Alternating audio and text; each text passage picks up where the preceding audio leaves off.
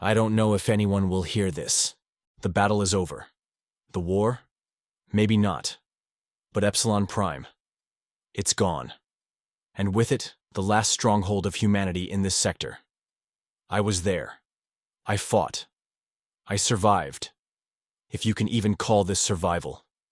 But before history forgets us, before the void swallows our names, someone needs to remember what happened here. So I'll tell you. The Dranath came like a shadow, blotting out the stars as their fleet exited FTL, one by one. It was an intimidating scene to watch, knowing that we only had a few warships to match their might.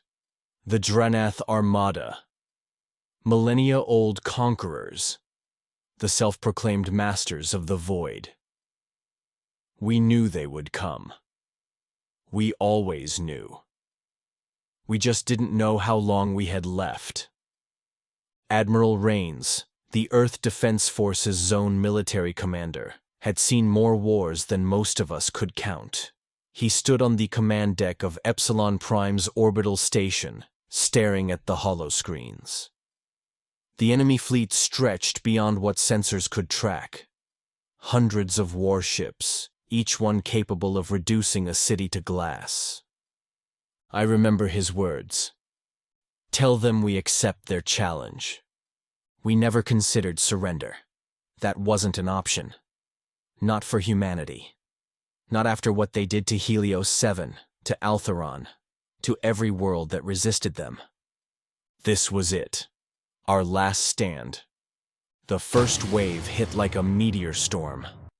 Dranath dreadnoughts, cruisers, and other smaller warships engaged the few EDF warships in orbit, while Dranath orbital warships and troop carriers started descending through the outer atmosphere. Plasma fire raining down in crimson arcs. Our orbital cannons answered, tearing into their formation. But there were too many, and they were soon silenced by the Dranath warships. I was on the ground when the alarm screamed. Sergeant Dax, my unit leader, had us stationed at the outer trenches. The planetary-based air defense systems started engaging the Dranath ships as they became visible, with missiles, plasma weapons, and simple flak guns. We barely had time to grab our weapons before the sky turned into fire and ruin. Some Dranath ships had taken up position in high orbit and started pounding the surface with their planetary weapons, as we watched the plasma weapons break through the clouds and strike the ground. We could feel the reverberations through the ground, but suddenly the shelling stopped as the troop carriers started landing in front of our positions. Their war beasts came first. Monstrous, four-legged things armored in living metal, resistant to small arms fire. They shrieked, barreling toward us like tidal waves of flesh and steel. "Hold the line!" Dax roared to us. We fired railguns, plasma launchers, grenades. The first beast went down, limbs snapping as a deep charge blew its side open. Another crashed through our barricades, crushing soldiers beneath its weight, before we finally put it down. And still, they kept coming. Above us, the EDF fleet fought like demons. I saw the Resolute, one of our last battleships, engage a Dranath dreadnought. It held its own for a moment, firing everything it had. Then it was gone. One shot. One colossal beam of energy ripped through its hull, splitting it apart like paper. Debris rained down on us. We cheered when enemy ships burned, but inside, we knew the truth. We were losing. And that's when the order came. The one that would decide everything. Back on the Epsilon Prime's orbital station command deck, Rains and Colonel Hayes, EDF Ground Forces commander, made the call. They would turn the station into a weapon. Epsilon Prime orbital station had a fusion core designed to power an entire planet, if necessary. If we overloaded it, if we let it go critical, it would take the Dranath Armada with it. A suicide mission. Rain's last transmission echoed across every human frequency. To any surviving units, evacuate. Get as many people off-world as you can. And to the Dranath Overlord, see you in hell. The various unit leaders almost in unison called out, "Fall back!"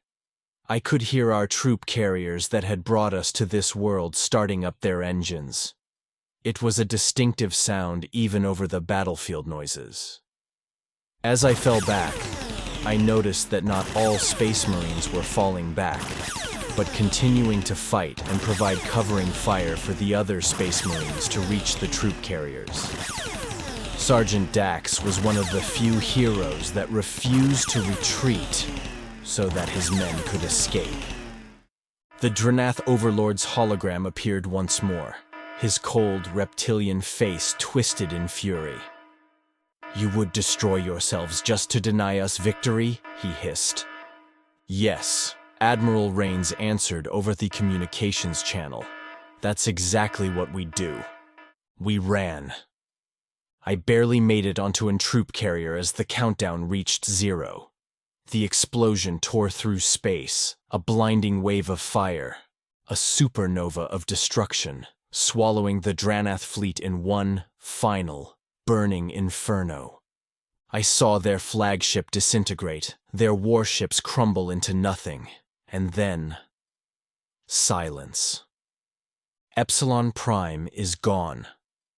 There is no victory parade, no celebration, just the weight of what we lost. But across the stars, human colonies still stand. And the Dranath? They learned a lesson that day. A lesson carved into the very bones of the universe. We are humanity. We do not kneel. We endure.